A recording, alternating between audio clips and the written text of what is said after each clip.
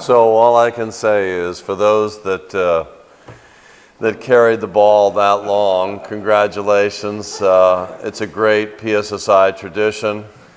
As you know, we're here for education, career edification, and to hear from policy luminaries in small group settings. And but the social aspect of this event is not trivial in the sense that we try to give you, albeit a little reminiscent of the communist past, a salubrious resort-like experience, and you know, a lot of different venues in which to hang and to interact not only with each other but with our speakers. And hopefully there were some relationships made along the trail, both within your group and with those of us that had the good fortune to be here to address you, that can be helpful. And it's all about, for us, an ongoing relationship. You know, we really don't see it as ending here, in effect, and handing you certificates and saying good luck, goodbye, best to you and your career. It's more like we want to be a resource over time. If we can provide contacts, guidance, that's really what our alumni program is all about. Ivana looks after that. And, but all of us are involved in trying to be available, helpful, and you know, if we can connect you, we don't really look at it as current students, whether they're in our Security Scholars Program, the 2-semester course that we teach indigenously at PSSI, or NATO Summer School, or our Charles University Master's Degree course in International Security Studies. We don't look at it as just who are our current crop of students, if you will, and concentrate just on them. That's really not the game. We see value in trying to be helpful and provide opportunities for those of you that may have been here 3 or 4 years ago. And so there's no statute of limitations on time. In fact, we see it even longer haul than that. I mean, we see interacting with you along the trail at times where, you know, it makes sense to intersect. And it's really up to you, but you know that we have a transatlantic presence. We're the only Czech think tank in the foreign policy national security arena that does, to my knowledge. And PSSI Washington is located in Georgetown, a very agreeable setting, right along the Potomac River, as opposed to the river outside. And so, you know, we encourage you when you're in the States to do a flyby at the very least at PSSI Washington, and we could be happy to provide infrastructure in the sense that, you know, if we can find a spare office, you know, phone, fax, you know, office equipment. I mean, fax, that's a little old school. Sorry, I'm showing my age. But you get the drift. I mean, we'll put you online, and hopefully we can connect you in DC with folks that would be interesting there to meet in the policy community. So, you know, as I say, we're kind of a full service operation, or that's our aspiration. And we're trying to differentiate ourselves, frankly, from other think tanks in the foreign policy security area in this regard. You know, we don't let go. It's really up to you, but we don't let go. You can let go, that's your option, and move on. But we want to be, you know, a steady presence and just one of those places that you could turn for a sanity check, or, you know, checking out an opportunity or seeing what's happening in our world to see if there might be something there for you. Because we do take on, you know, paid interns. We do have a lot of work with NATO and SACEUR and European Command and others that are trying to get smart for, well, I can only speak to the economic and financial threat domain there, which is one of our programs. And I guess I have a little bit of a bias because we seem to be getting more traction there than arguably in our other programs. Although, you know, a small advertisement here, I think we're still the only think tank that, for example, has a program on space security. And yet, energy security is a big emphasis these days, but, you know, we're taking a deeper dive, more in-depth look at places like, or entities such as Rosatom, Gazprom, some of the more subtle weaponizations, if you will, of Russian and Chinese state-owned enterprises, as I mentioned yesterday.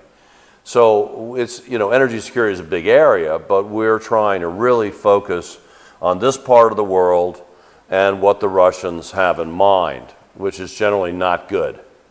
And we're trying to make book on these guys. So it's a different exercise. As you know, we take a very granular approach to this. Not everybody does transaction by transaction. You know, they take a much broader brushstroke. We're experimenting by trying to find out what these guys are doing, not what they're saying. We're all about neutralizing the bad guys and not just rolling them back, but delivering a more debilitating blow than that. So we're not, you know, we're not just trying to tinker on the margins. We're trying to do big things. I think we're succeeding. I think we made a great bet on space security. When the first incident in space takes place, and you know it will, whether it's the Chinese blinding a Japanese satellite over the East China Sea, or whether the Russians, you know, are making a move on a land bridge in Crimea and try to take out some of NATO overhead or communication systems with jamming. When that happens, not if, all of a sudden, guess what people are going to be talking about? What about our space assets? What about the fact that they govern our day-to-day lives and they're as vulnerable as they are? You know, we will have not only been there since 2010, but we've already held 2 major international conferences, one in Tokyo and one in Prague, on space security. We're planning our, and you're invited to these, you know, next June, we have another big one. And these are the top space people from Japan, the US, and Europe. And when I say top people, I'm talking about the head of Space Command of the United States, the head of Space Command in France and Germany. In other words, we're not just getting guys that tinker in this subject in the NGO and other communities, although there's a lot of talent, of course, in the NGO community. But we're trying to get policy makers, decision makers, and hear from them the nature of the challenge to the extent that they can talk about it in a public venue. So that's, I mean, this is turning into a little bit of an advertisement, but it's not so much designed to do that as to try to honestly sell you on the notion that there's some merit in keeping up with PSSI, because we're a small shop, but we punch way over our weight, as they say, and we have, I think, asymmetric impact in the policy community, both in Europe, the United States, and surprisingly Japan, which we're very close to and have been, in my case, for almost 40 years. I used to live there. I know those guys. We have ongoing professional relationships with several of the ministries there. So any of you that are thinking about Asia, you know, we don't seem maybe like an Asian shop, but we are, you know, at least in the, not across the board, but selectively. I mean, we're not a South Korea team, only because we only have so much bandwidth, but we're heavy, you know, in Japan for those that are interested. And we can, as they say, hook you up in Tokyo as easily as we can in Washington, is the truth of the matter. So, you know, just think about that as you go forward. And if it makes sense to you, keep up with us, because we're certainly going to value you as alumni, and hopefully you'll see some value in us. I mean, that's sort of the bottom line.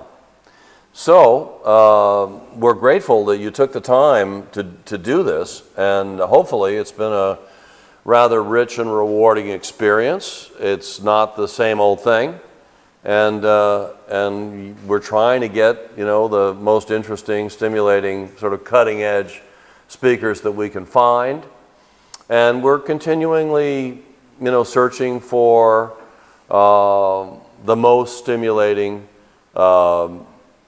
security policy practitioners in our world to come here, and we've got a budget to bring them in and put them in front of you folks. And we're going to try to expand this Mergine experience. I mean, we're pretty keen on the way this has worked out. As I say, it's a little bit Spartan from time to time. It's not a five-star resort, but on the other hand, you know, it's got a lot to offer, and this campus environment is definitely the way to go in terms of interacting, as I say, in small group settings with policy luminaries. These are folks that, you know, you're not hanging with every day, and you're not going to have that much access to under normal circumstances. We're trying to do something, for example, we're toying with a space security summer school. We might call it an academy or something different, and certainly economic and financial threat domain or warfighting.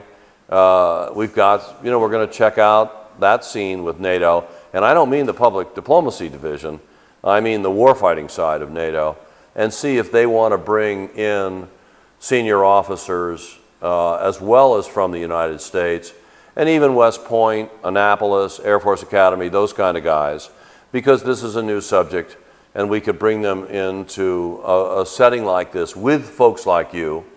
And just because you're doing the NATO summer school doesn't mean, well, that's it, you know, no more NATO summer school for you guys, because we might be able to flip in to some of our other programmatic activities, such as what we're going to inevitably do on space security and economic and financial security, for lack of a better word. And so, you know, even in the Mergine scene, it's not over from our point of view.